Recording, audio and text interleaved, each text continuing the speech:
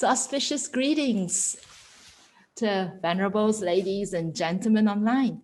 Thank you so much to the Buddhist Library for organizing this forum, and to Rosie for your kind introduction. And of course, I'm grateful to everyone online for taking the time to be here with us today. I want to welcome you to a beautiful and very special Nantian when travels permits. I'm sitting here in this little corner right here in Nantian Institute, and we're connected by a Nantian bridge to a very serene Nantian temple. This whole complex is made possible because of the good hearts of many people from around the world. So this place is a dedication to all the good hearts, all the Buddhists around the world. I'd like to begin with a short mindful check-in session, if that's all right, from wherever we've come. So let's just settle in for a few minutes. So if you can, just sit upright in a comfortable position, and in your safe space, close your eyes. Breathe. Bring your attention to the forehead. Relax.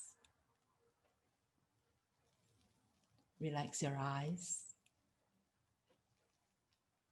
facial muscles, neck. Relax your shoulders, upper arms, lower arms. Relax your palms,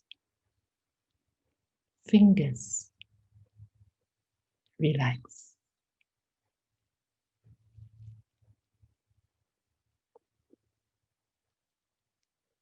Relax your spinal cord, one vertebra at a time.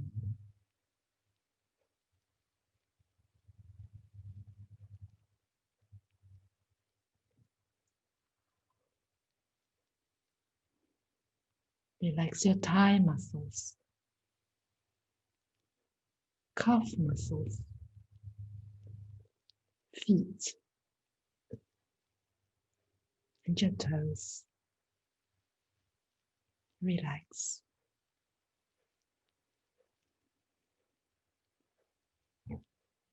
As you feel your body relaxing, gently bring your attention to the tip of your nose.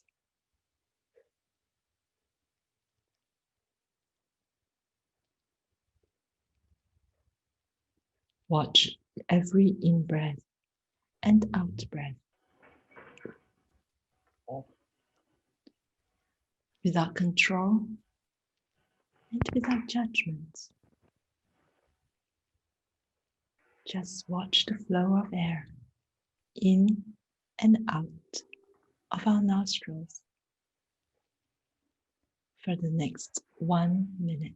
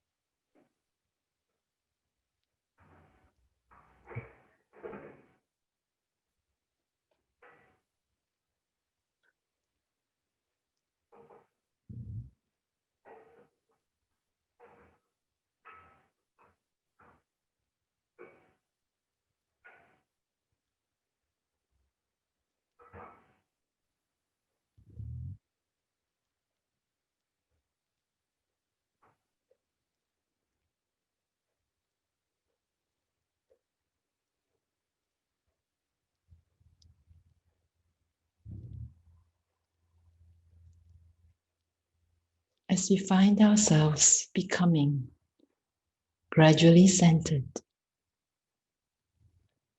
Let's bring our attention to our eyes. And when we are ready, gently, ever so gently, open our eyes to come back to the moment.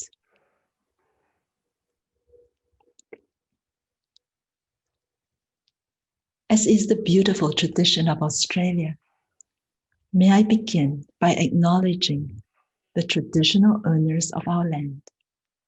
I would like to start my sharing today by acknowledging the Dharawal people as the traditional owners of the land on which Nantian Institute resides. I also acknowledge the traditional custodians of the various lands on which you all are. And I pay my respects to the elders, past, present, and emerging, and celebrate the diversity of the Aboriginal peoples and their ongoing cultures and connections to the lands.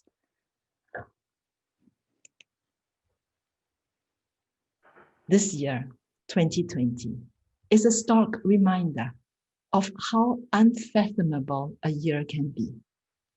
Fierce bushfires, extraordinary pandemic, widespread Black Lives Matter protests, a difficult US election, and much more.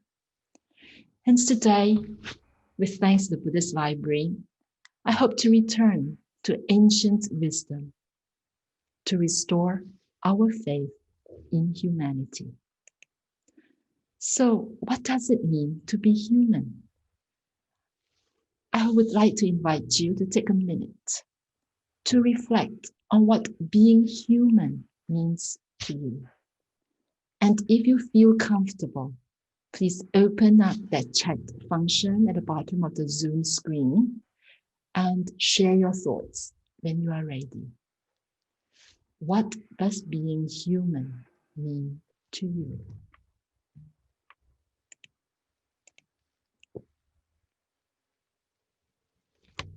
Being connected, yes. Understanding the interconnectedness. Oneness and coexistence, how lovely. Yes, empathy, caring for others, how good. Being able to be kind and compassionate. Tolerate and consideration to one another. To be enlightened, wow, wonderful.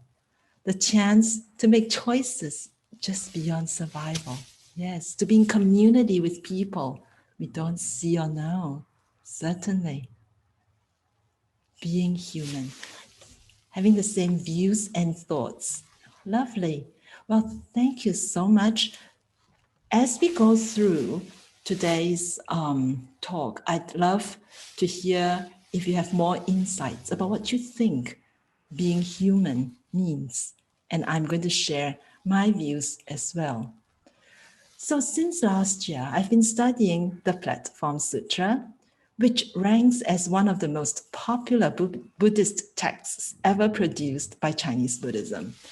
And is officially recognized as canonical. That's why it's called Sutra, when it clearly does not involve the Buddha at all. This is actually no mean feat. In case you question the validity of the Platform Sutra, let me assure you that in both the Orthodox Pali Canon as well as in Mahāyāna Buddhism, there are assertions that what is well spoken is the word of the Buddha. It does not need to be verbatim record of what the Buddha is declared to have said.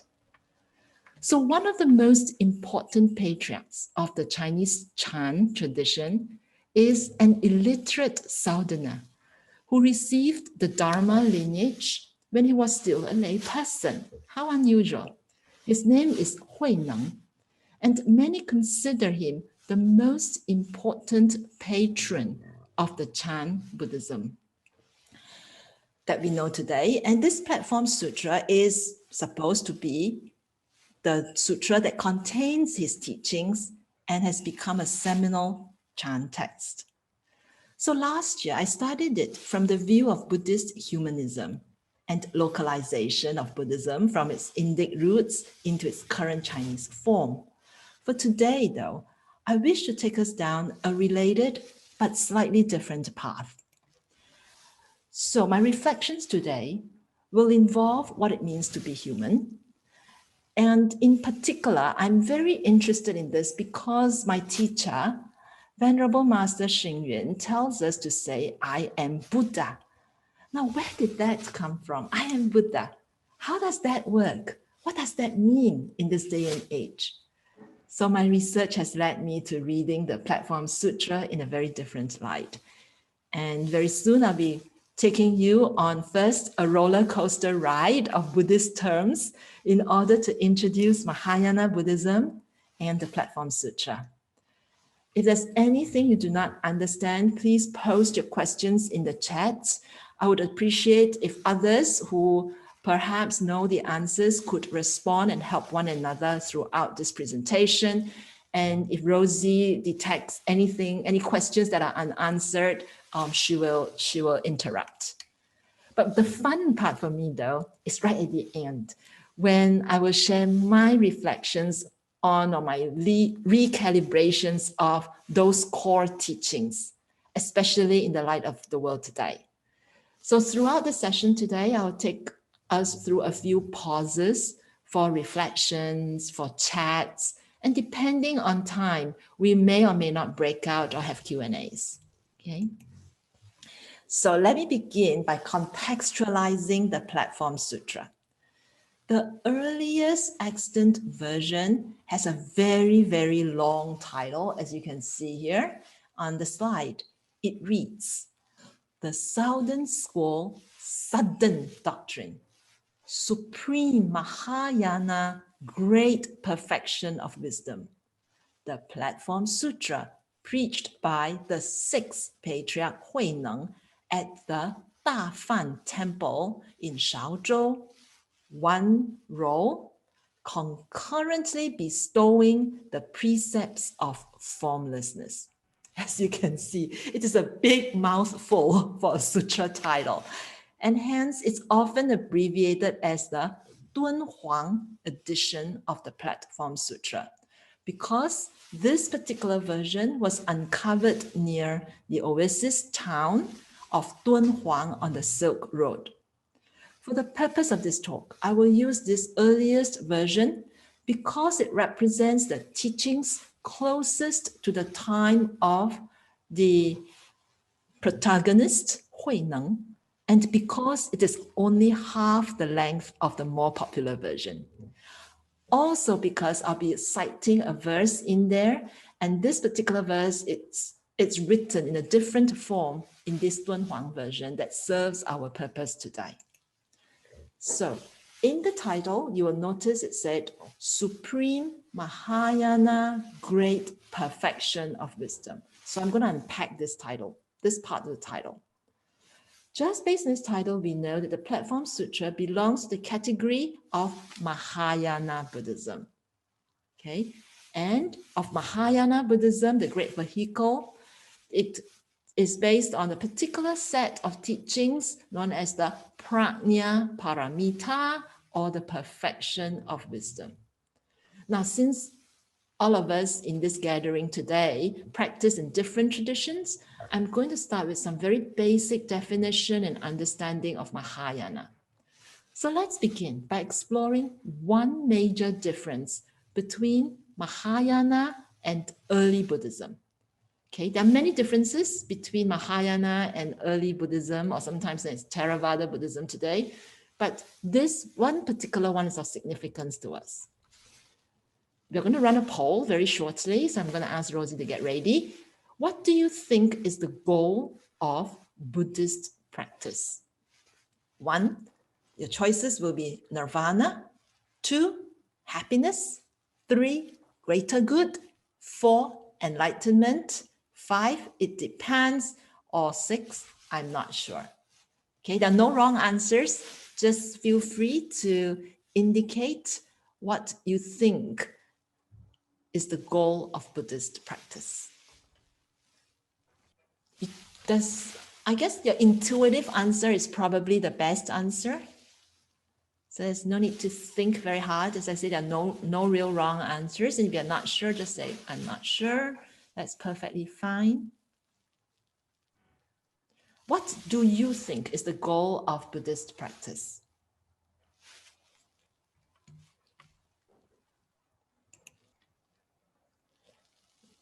Right, you can share results. All right, so it looks like half consider enlightenment as a goal of Buddhist practice. Wonderful. Well, we'll come back to this answer. And yes, we've got greater good, happiness, nirvana, and it depends, right, on the type of practice probably, and some who are not so sure.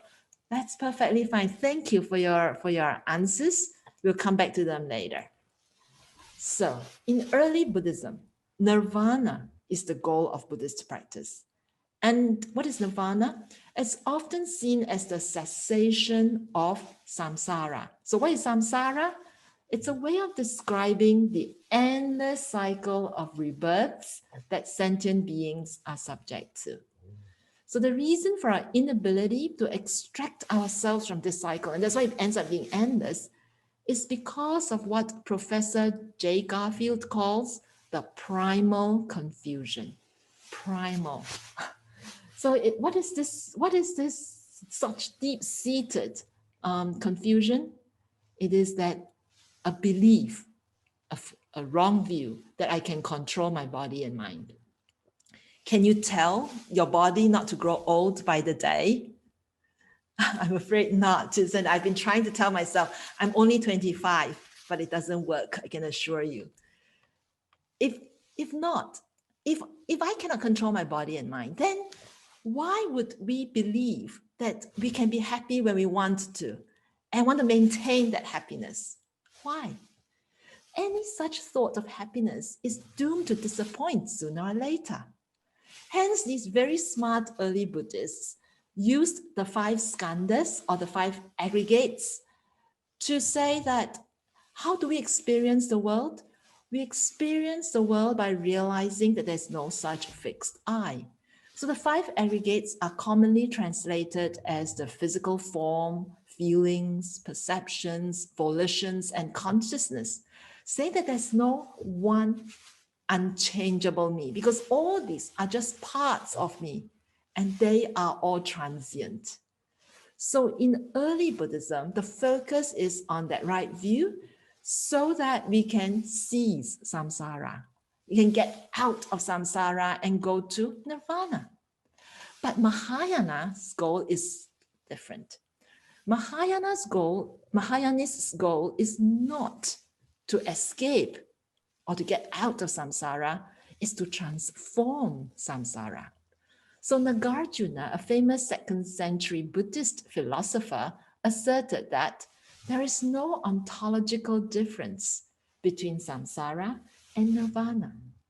According to Dr. John Dunn, Mahāyānists do not seek to escape this endless cycle of rebirths, but rather they try to reimagine or relive it in an enlightened state.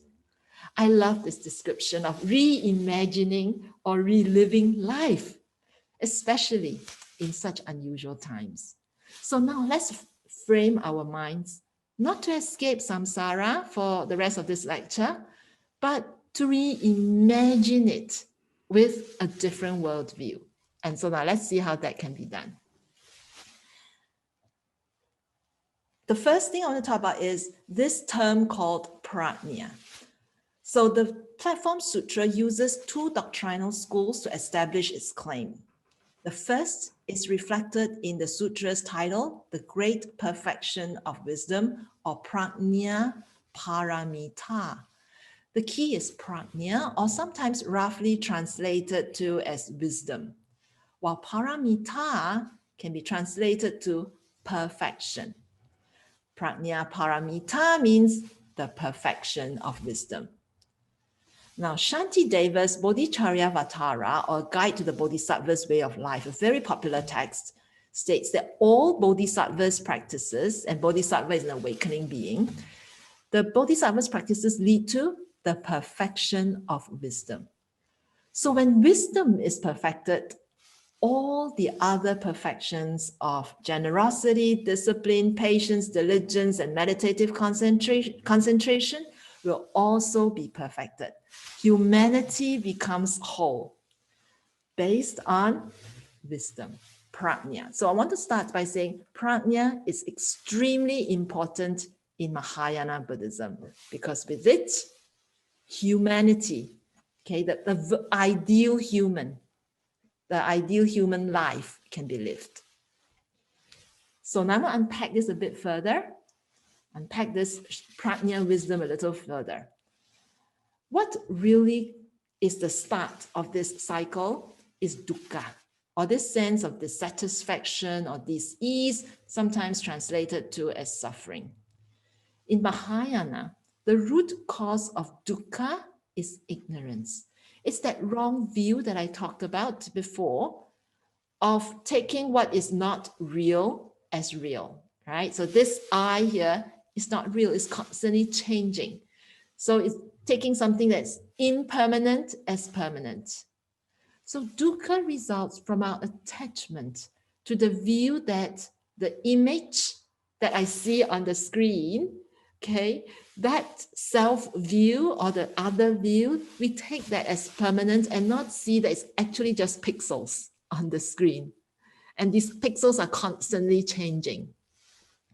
So when we do that, we are attached, okay? We are attached to this particular view. But if we are able to see things as they really are, with insight, we will be able to see ultimate reality, which is what's known as shunyata, or roughly translated to as emptiness.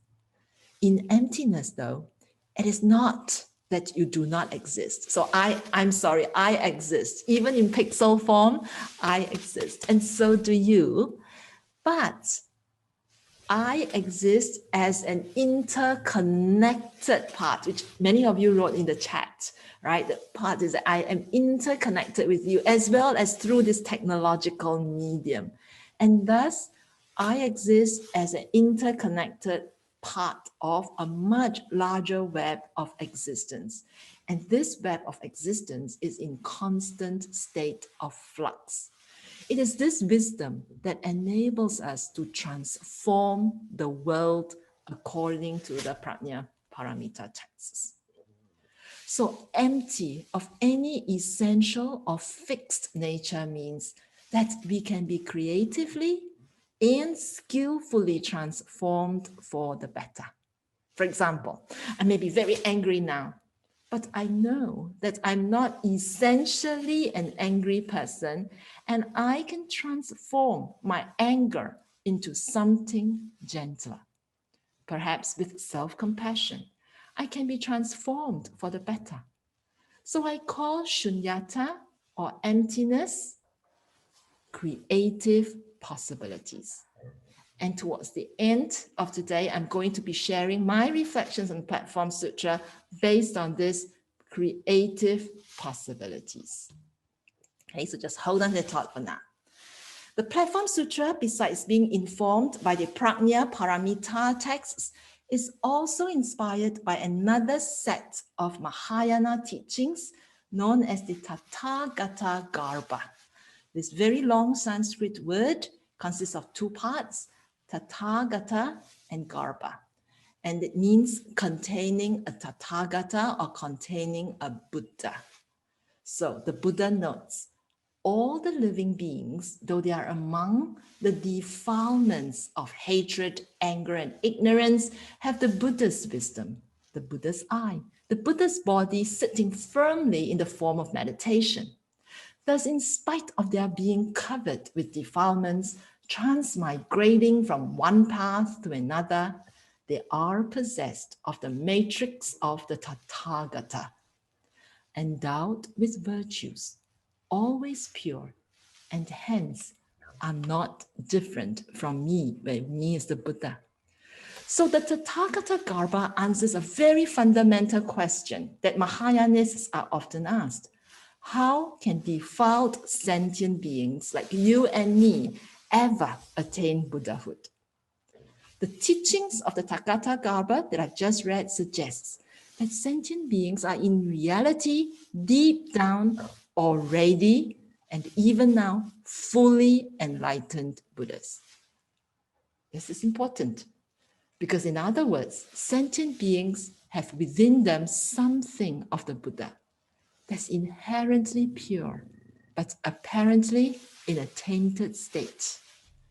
So with this, I finally understand when Venerable Master Xing Yun says, we can confidently declare, I am Buddha.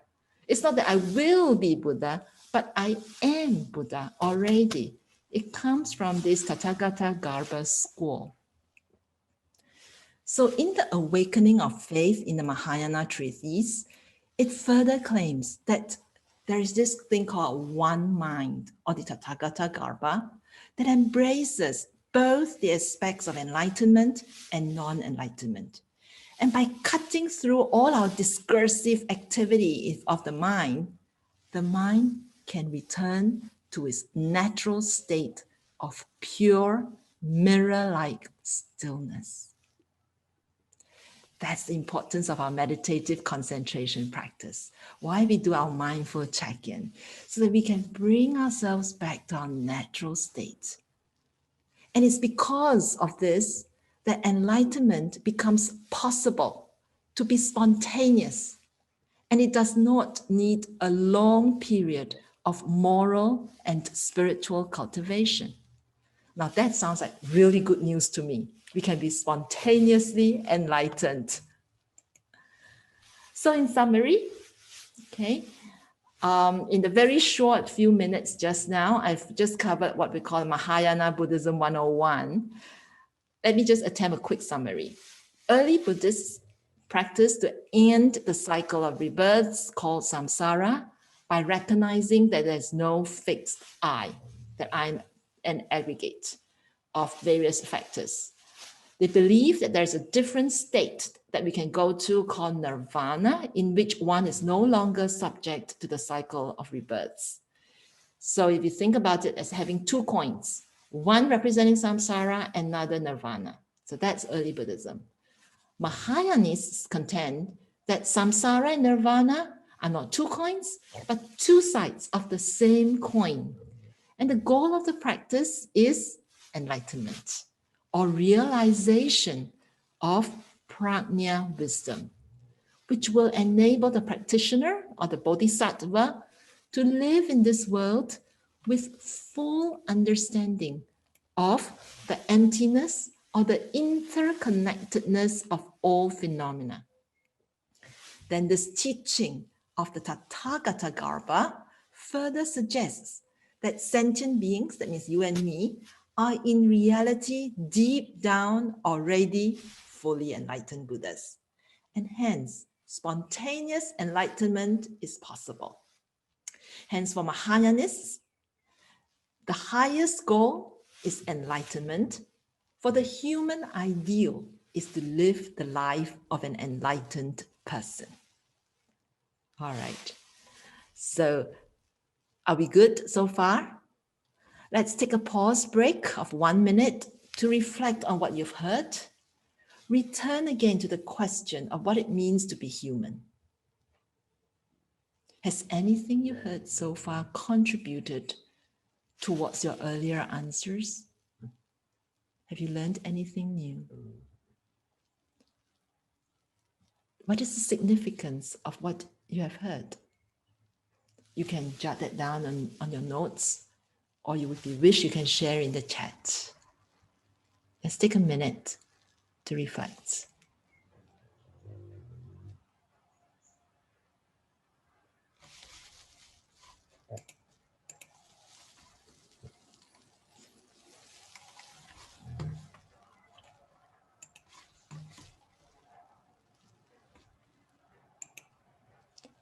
I hope that what I've shared so far makes sense. Yes.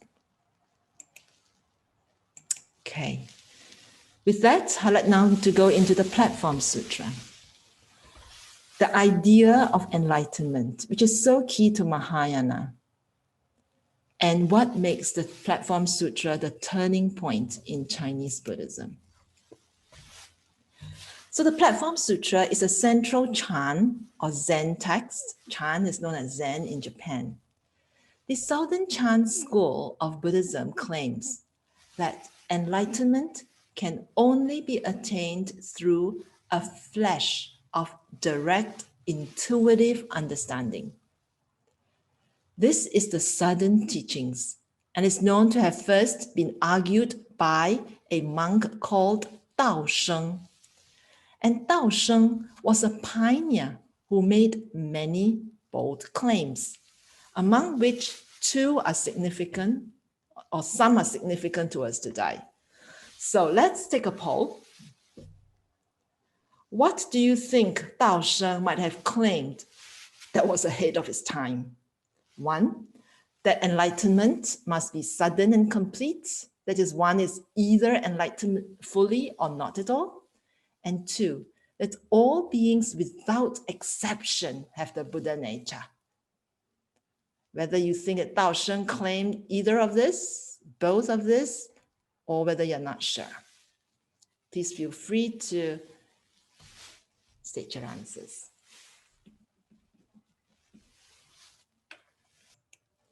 So Dao Sheng was a pretty important Chinese monk of his time. So we have 78% people voted. So okay, sure. Yeah, should I share the result now? Yes, please. Let's see what the answers are. Yes, that the enlightenment must be sudden and complete. Good. There 7%, and that all beings without exception have the Buddha nature. Now, this is extremely important because it was Dao Sheng who declared this, because before that, people believe in the Chittanga, which means that there are people who can never become enlightened. But Dao Sheng, in the study of sutras, say, no, every being, every sentient being has it. And 24%, a quarter of us say both, and 3% say we are not sure. Yes, the correct answer is that both. Actually, Dao Sheng claimed both. The enlightenment must be sudden and all beings have the Buddha nature. So Chan Buddhists, so now you know where the sudden enlightenment comes from. Okay, so sudden enlightenment actually can come all the way back to Dao Sheng. It was not only from the Chan school from Huineng. So there were already roots before. So now I hope you see there's a lot of conditions, right? Dependent origination, conditions taking place. Now, Chan Buddhists later extended this claim to become that all peoples are already enlightened, but they are unaware of it. So you and I have hope because we are actually already enlightened. We're just unaware. So sudden realization means that there is this abrupt realization of our own intrinsic Buddha nature through a flash of insight. So this is quite similar to Mengzi from the Chinese culture that says that we all possess the highest ideals of humanity all along. So we possess that Buddha nature. And that makes for what we call universal equality. So such universal equality makes Buddhism immediately accessible to all Chinese, monastic and lay, aristocrat and peasant. So that's why the character of Huineng is important, because Huineng is a peasant. And Huineng was a lay person when he was given the Dharma lineage. Universal equality is exemplified by this character. And the teaching, the sudden teachings of the Southern school are sort of in direct juxtaposition to the gradual teachings of the Northern school. And the best place to locate this contrast in the Platform Sutra is in a famous exchange of verses between Shenxiu, who is a very high positioned monk and coming from the north, highly literate, who was then acknowledged as the Dharma heir of the fifth patriarch Hongren, and Huineng, who was this lay so-called barbarian from the south. So let's look at Shenxiu's verse. Okay, Shenxiu's verse reads like this: the body is the Bodhi tree. The mind is like a luminous mirror stand. Constantly strive to keep it polished and pure, and never let dust collect. When I read this, I think of one thing. I think of brushing my teeth every day so that we don't let plug accumulate on our teeth, right? You have to keep brushing and brushing in order for our teeth to be clean. So this is the constant polishing. Let's read Huineng's response. Now, this is taken from the Dunhuang version that's different, okay, from the Zongbao version that you normally see, that you normally would have read in the shrines. This is how it reads. From the beginning, Bodhi has no tree. The luminous mirror also has no stand. Buddha nature is always pure. Where could dust settle? If you notice, if you're familiar with the Zongbao version, the third sentence is different. In the earliest version of the Platform Sutra, there's a direct reference to Buddha nature. So Buddha nature is always pure. So Huineng's verse clarifies that both Bodhi or enlightenment and the luminosity of the mind ultimately have nothing on which to depend for existence. That is, they exist in and of themselves. That's truth, that's reality. So they are unconditioned. The implication is that enlightenment and luminosity of the mind does not depend on practice to be realized. They are fully present. Whereas Shenxiu's last two lines states the need for constant effort to keep the mirror of the mind free from dust of afflictions. So here lies the difference. Shenxiu presents the Buddha nature as being covered by defilements that needs to be removed, right? Like removing the plug, brushing the teeth.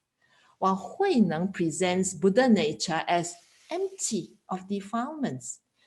Any defilements that appear to cover the Buddha nature, they are illusory. In other words, if you want to understand the true nature of your teeth, it doesn't require flossing and brushing. You still need to floss and brush, but it will not make you any wiser in terms of understanding the nature of your teeth. So Huineng's position comes from two doctrinal schools mentioned earlier.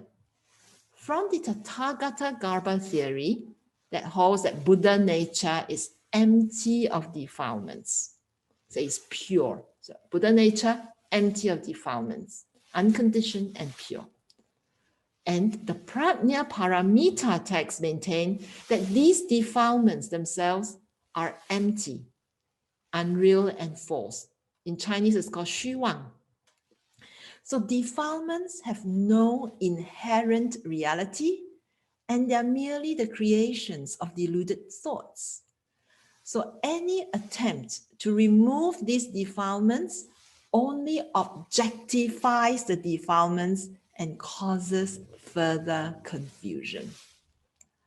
So before I move away, I want to clarify that Shenxiu is not wrong. It's just incomplete. So according to this Platform Sutra, upon seeing Shenxiu's verse, Master Hongren, the fifth patriarch, told his disciples that with this practice, that is Shenxiu's practice, you will not fall into the three evil ways.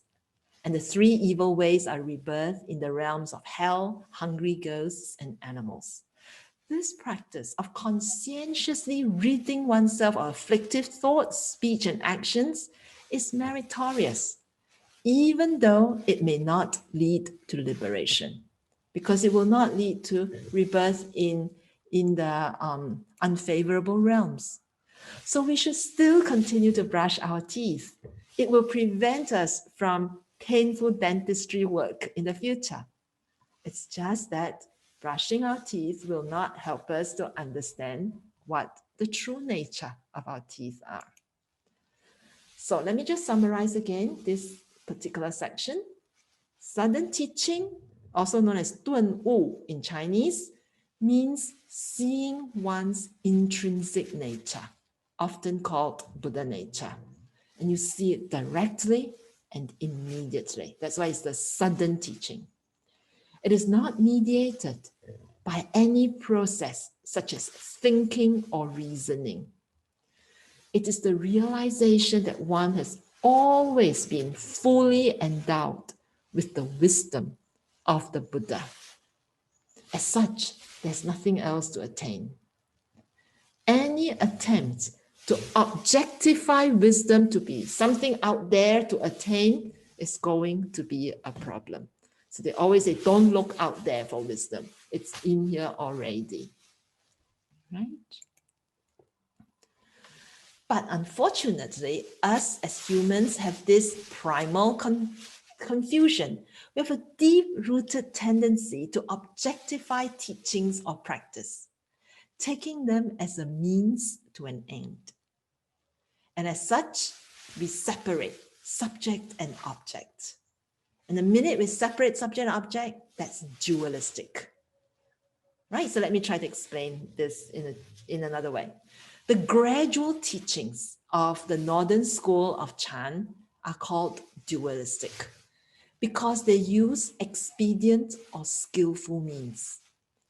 Any practice used as a means to reach a goal, such as you want to use seated meditation to attain wisdom, is considered gradual or inferior in the Southern approach of Chan Buddhism. And it's this Southern approach of Chan Buddhism that later came to dominate China. Okay, so Chan is not all Southern teachings. There is also gradual. It's just that it was no longer dominant after the time of Shenhui. So what does the Southern school advocate? It advocates an attitude of direct or unmediated, or what's known as a straightforward mind, often in Chinese called 直心, straightforward mind. So in the Platform Sutra, Huineng teaches the samadhi of oneness is straightforward mind at all times. Whether you're walking, standing, sitting, and lying. Only practicing such a straightforward mind and in all things, having no attachments whatsoever, is called the samadhi of oneness. The deluded man clings to the characteristics of things, which is the forms. They adheres to the samadhi of oneness. Things, that straightforward mind is thinking without moving and casting aside delusion without letting things arise in the mind. Good friends, some people teach men to sit, viewing the mind and viewing purity, not moving and not activating the mind. And to this, they devote their efforts. But to Huineng, he calls these deluded people. Deluded people do not realize that this is wrong, cling to this doctrine, and become confused. So what the Southern Chan's Southern teaching says is that it's all about directness. It's directness that leads to some of the most important and characteristic teachings of the Platform Sutra of no thought, non-form, and non-abiding, all of which are interrelated. So I'm going to talk about the characteristic of the Platform Sutra that derives from what Huineng talks about in terms of this straightforward mind. And there's no thought, non-form, and non-abiding in a little while. But I think this whole idea of sudden teaching and gradual teaching, I'd like to hear what your thoughts are. So may I run another poll to ask which teaching appeals to your current understanding of humanity? sudden teaching, gradual teaching, neither sudden nor gradual, or now I'm thoroughly confused and I'm not sure anymore. So please feel free to take the poll and do that. While we are waiting for the result, there is a question. Yes, I see a question. Does it mean we must act and live rather than just meditate? We are going to get to that. And what does it mean for social action? What does it mean to live life? So thank you for the question. If you don't mind, I'll just hold on to it for a little bit and you'll read my reflections of it, and then we'll come back and see what you may think. Will that be okay? Okay, so let's see. Which teaching appeals to your current understanding of humanity? Is it time to end polling? Okay, we see sudden has about 39%, and some prefer gradual, some neither, and others not sure. Very good. What I've done is I've introduced to you what sudden teaching means, and I hope that that will be able to help you in terms of appreciating what Chan Buddhism is. And I'm going to carry on a little bit more with my reflections of the Platform Sutra and see how your views may be modified. But thank you for sharing your current thoughts with me. So we could end that polling, and let me move on to the next part. The core teachings of Chan, 3 things: no thought, non-abiding, non-form. So if you forget everything about Platform Sutra, these are 3 things, the kind of enlightening attitude that comes from the Platform Sutra. And it advocates that we should carry this attitude whether we are walking, standing, sitting, and lying down. So here goes. No thought. No thought in Chinese is called wu nian. No thought does not mean blanking the mind or the absence of thoughts. No thought means flowing freely and does not abide in anything. So we can be free of thoughts by not attaching to the arising or cessation of thoughts, knowing that thoughts are conditioned. So the sudden practice is about directly realizing true reality. That means what's behind the thoughts. And that's called zhenru. And knowing that thoughts arise from true reality as a function of true reality. So if you want to realize true reality, it can't be done with the absence of thoughts, because you need the thoughts arising and ceasing in order to be able to see the reality. So telling ourselves no thought, no thought, no thought is not going to work. So in meditation, it's not about telling myself to get rid of all thoughts. Okay, so what is the meaning of no thought then? No thought means no objective, real, unconditioned thought. So in the Platform Sutra, we could say that no thought involves neither abiding in thought nor eliminating thought. So just like a pure lotus can only grow in mud, true reality can only be realized in those thoughts. Huineng says, don't drive away delusions. They themselves are the nature of true reality. Right? So as you know that there's no intrinsic, so let's say for example, the plaque on my teeth, there's no intrinsic plaqueness to that plaque, so to speak. Now I'm going to go on to non-abiding or wuzhu.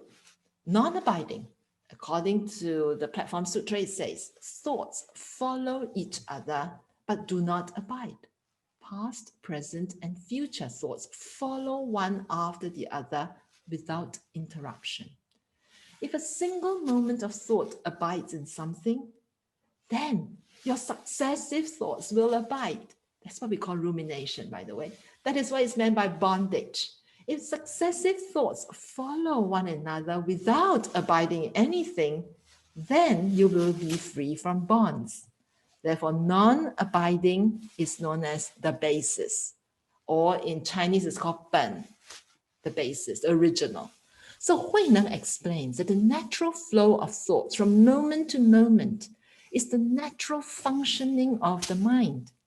In such a state, the Dharma body, or what we call the Tathāgatagarbha, is unified with the physical body.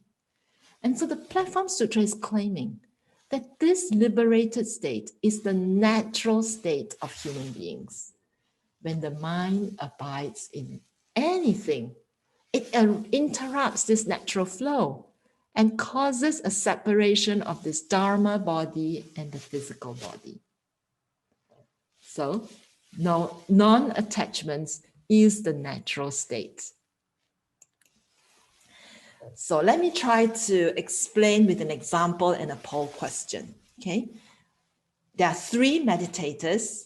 Okay, imagine three meditators and their brains are now wired to some brainwave detectors.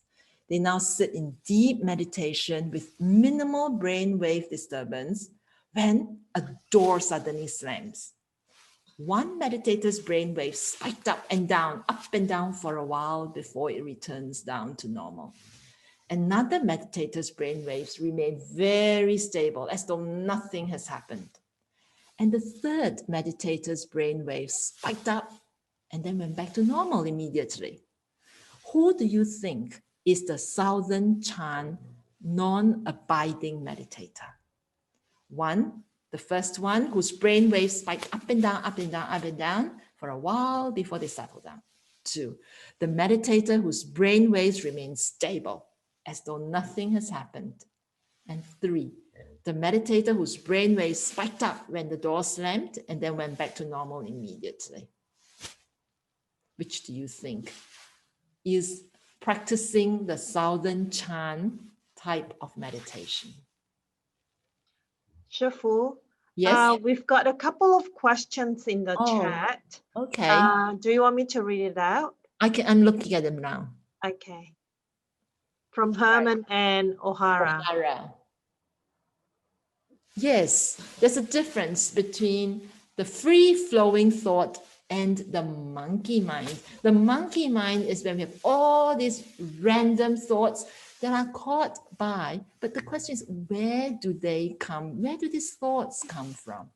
Did these thoughts come from my worries? Did these thoughts come from something which, or my worries and my concerns and my anxieties, etc.? Now that's my monkey mind jumping from thing to thing and therefore not being in the present. The free-flowing mind is one that is in the present. So when I'm eating, I'm focused on eating.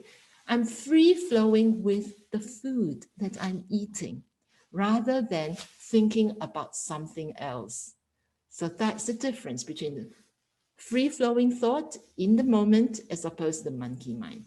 Herman asks, if it is sudden, why the need to practice?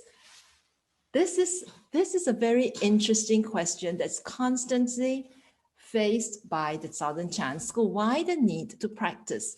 So we have to recognize that the school is not saying that then don't practice, because without the practice, we are not going to get to the nature of things. If it is sudden, we still need meditative concentration, but recognizing that the meditative concentration is the substance, and that the wisdom that we get is the function. So recognizing it is important, and the practice helps us to get to that awareness, to that state. So the practice reinforces our awakening, and the awakening reinforces the practice as well. But not to think of the practice as objective. That means the practice as an objective thing out there. Make the practice life. So that's the attitude of life. How are we doing in terms, and we can discuss this a little further as well in a little while. How are we doing in terms of the poll? Are we almost ready to share results? Yes, I've already shared the result. Can you see that? Yes, I'm sorry. There's too many windows here. Yes, so many people think that the majority says is the third. That's correct. So in the Southern school, what happens is you will see that the idea is when there's an external stimulus, it's not that there's no reaction. There is still a reaction. But once the stimulus is gone, we come back down to the current state again. That is the meaning of non-abiding. So non-abiding means being natural. And it's natural to react to a condition. When there's something happy, we should smile. When there's something sad, we should grieve. That is practice as well. And that itself is also inducing our enlightenment, our awareness. So let me now move on to non-form. Non-form, Huineng says, good friends, externally to be free from all forms is non-form. Only by being free from form is the essence of the nature pure. So non-form is to be free from form while being in the midst of form. So this is equivalent to the question that Herman asks earlier about practice and non-practice.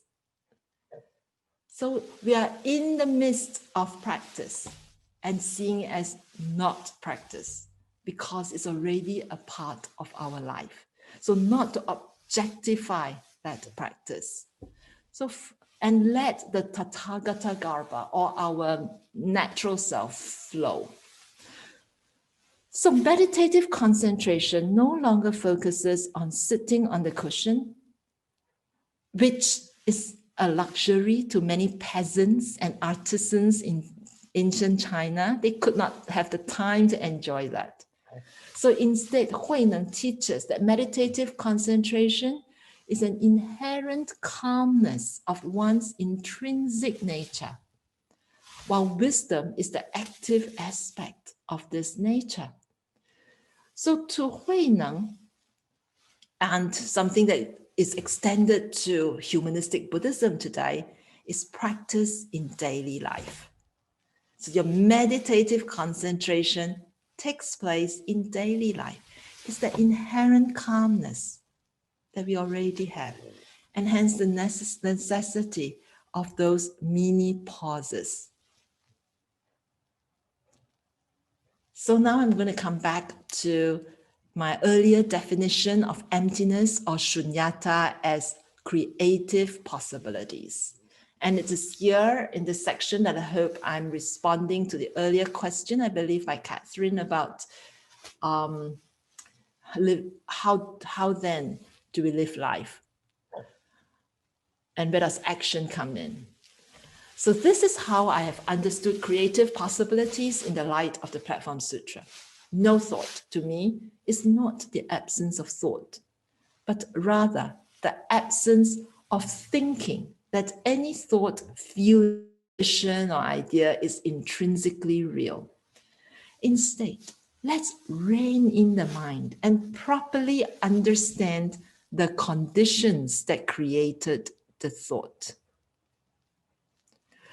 Understanding conditions. So pratitya samutpada, dependent origination. I see no thought as creating understanding. Where did that come from? Let's observe with our mind's eye. Non-abiding teaches me not to be so fixated. It would be much more preferable to create choices for ourselves by stepping back and reviewing the conditions from a distance. So not to become so attached, non-abiding, create choices, because once we see it from a certain height, things open up. Non-form means not to take things at face value. Instead, let's understand that creating responsible relationships is a lot more important. I often say that I'm not very good at grammar because I say that I is to me a verb and not a noun, because I am made up of aggregates that's constantly on the move. And as a result, everything else is in a state of flux. Then what's important is not to take the form, but rather to create relationships. And for that sense, responsible relationships. I like this particular picture that you see here. This is drawn by an artist in Melbourne called Juewei about the fighting ants. The red ant and the blue ant are fighting. And they're fighting because the blue ant is trying to go to my right and the red ant is going to go to the left, and they're trying to get across each other's path. But there's, as you can see, so much space around them. They just didn't see the space, but instead they are fighting in order to get across to the other side. If only they will stand back and go around. The world is so much bigger. So creating understanding, creating choices, creating relationships. My reflections on the Bodhisattva path then. Mahāyāna Buddhism, Chan Buddhism, and Humanistic Buddhism all call for our practitioners to be bodhisattvas. So how do we relate to these core teachings of the Platform Sutra, and how do we relate them to the Bodhisattva path? Here are my reflections. 1, that the Bodhisattva must first wake up from primal confusion and truly understand that every thought that we have is nothing more than a thought. Yes, so I've lost something I treasured in this COVID year. And yes, I have suffered to some degree, big or small. But that too shall pass. Let's have the courage to truly and mindfully observe and not prejudge. Second, we can then start getting up from any bad dream and not get stuck with it. Instead, let's create wise and compassionate choices. So Herman, to me, that's the practice. The practice is in knowing how to wake up, knowing how to get up, to create those wise and compassionate choices. And we do so with faith, faith in our own fountain of goodness. And third, we should light up the world by creating relationships. Do not look at anything around us as fixed nouns, instead to see the flow and interconnections, thereby creating responsible relationships. There's so much collective wisdom and compassion if only we allow it to flow. So again, from Juewei, this is a Bodhisattva Guanyin, or the Avalokiteshvara Bodhisattva. And I don't know if you can see it, but actually she's made up of the faces and the activities of many different people from around the world. The Bodhisattva lights up the lives of others by creating these very good relationships with others. So waking up, getting up, and lighting up. So Huineng says, what is no thought? The teaching of no thought means that while you see all things, you are not attached to anything. And while you are involved in all situations, you are not attached to any situation. And always keeping your own nature pure, you cause the 6 thieves, that is the 6th sense consciousness, to exit through the 6 gates, that is the 6 sense organs. Even though you are in the midst of the 6 dusts, that is the 6 types of sense objects, when you are neither apart from them nor strained by them, and come and go freely, that is the prajna samadhi. Being free and liberated is called the practice of no thought. And that is the highest ideal for the Southern Chan practitioner according to the Platform Sutra. So on reading this paragraph, I see Chan practitioners as the best observers of the world. I often speak of standing in the eye of the hurricane, and now I see how I can do it. It is not about escaping from difficult situations, but rather to use my senses to fully see, listen, smell, taste, and feel what is really going on around me. Just observe first without making judgment. Just notice without building divides. Do not hurry into fixing a problem. Recognize that we are in it for the long haul, and it may be better to simply seek to understand, explore options, and build relationships. And this is what I see my teacher, Venerable Master Shenxiu, is doing. And I see that as his practice. Why don't we do a breakout? I think it's easier to talk, I think, in smaller groups.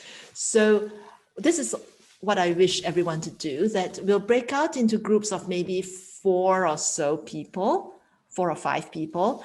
And in these smaller groups, I'd like you to just reflect and discuss what I've shared tonight, to think of how you would use the teachings of no thought, non-abiding, and non-form to help you live an enlightened life.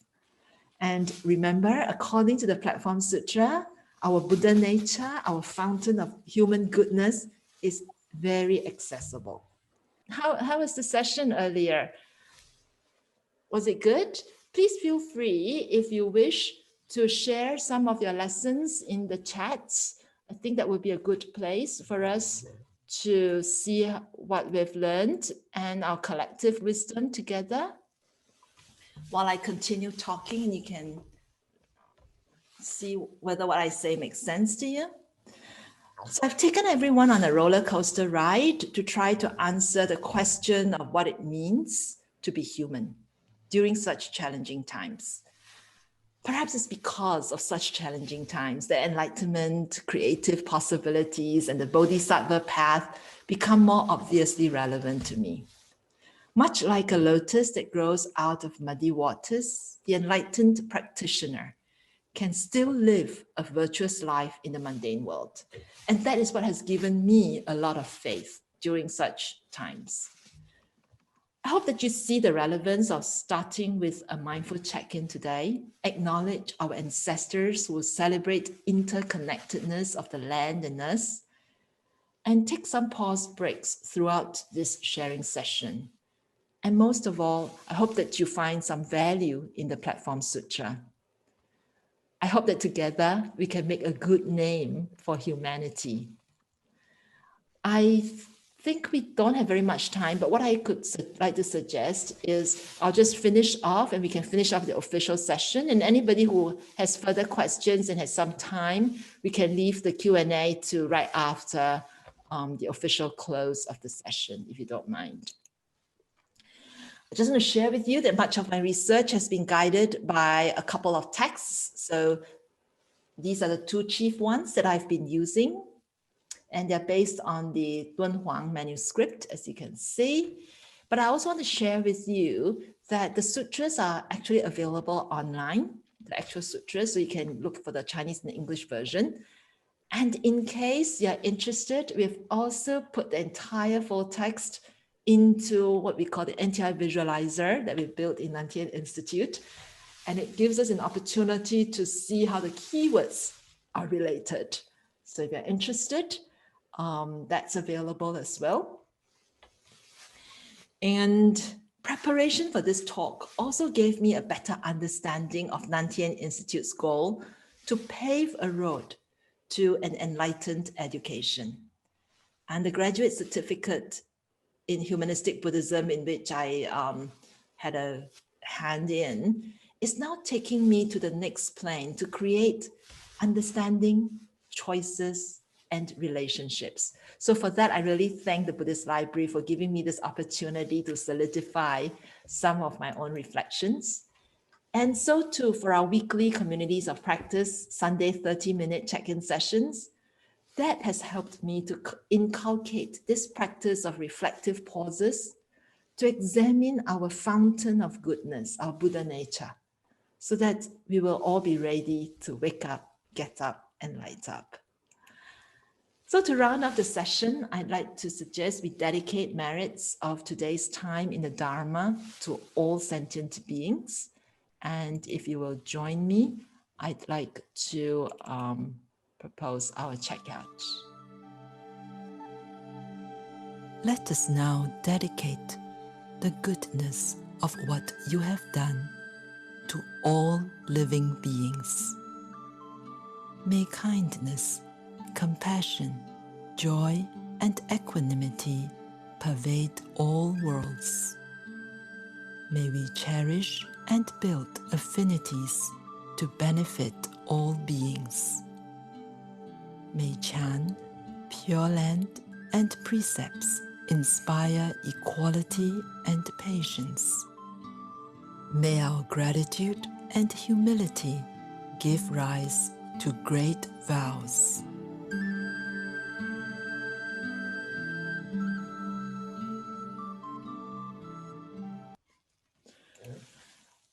Let us remember to always let our shiny Buddha nature out into the world. All the very best to you. And I now hand you back to our host, Rosie. Have a very good rest of the day.